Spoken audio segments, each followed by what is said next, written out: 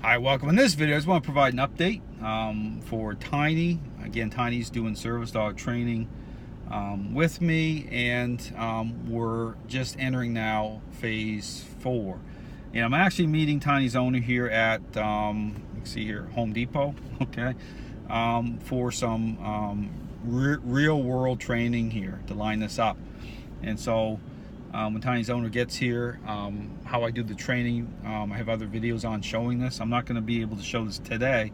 This is the first time I'm doing this at a place like this, so my focus is going to be really on lining this up more so than trying to think about the video side of things. But I will provide some videos as this stuff moves along. But what I'm doing here today is, you see me using 2 leashes.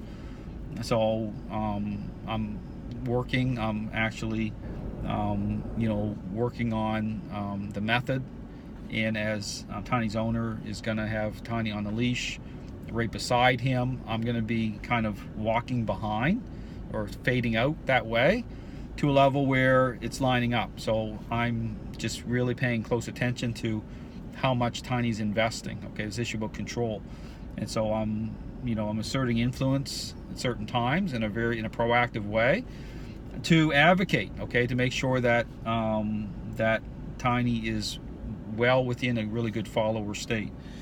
And so I'll be doing this here today. This is the first time that Tiny's coming back with me after this. I'm gonna be here probably about an hour, and then Tiny comes back home with me for another week, phase 4, and it's going to be a lot of repetition. I'm going to be doing a lot of again, picking up objects, the stand to assist response, even from a lot of just going from the floor up. So I have to really work a lot on that, kind of almost like powerlifting, okay, from right from a position of being right on the ground, so up.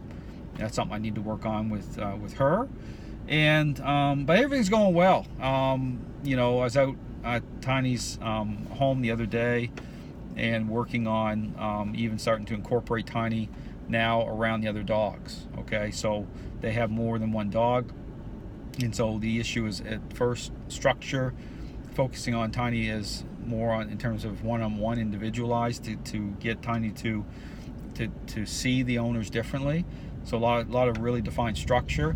But now, again, getting to the point where Tiny can start to be around the other dogs, but again, in a very specific way, and to a level where, and this is how I do the training, where if you're out in a store somewhere and somebody wants to pet on your service dog, you don't need to have a big sign saying "do not pet." I don't want it saying pet either, right? But the whole thing is about what's reasonable in terms of getting Tiny to a level where she is if someone, for example, someone comes up, a child, and I've had this happen before. I've had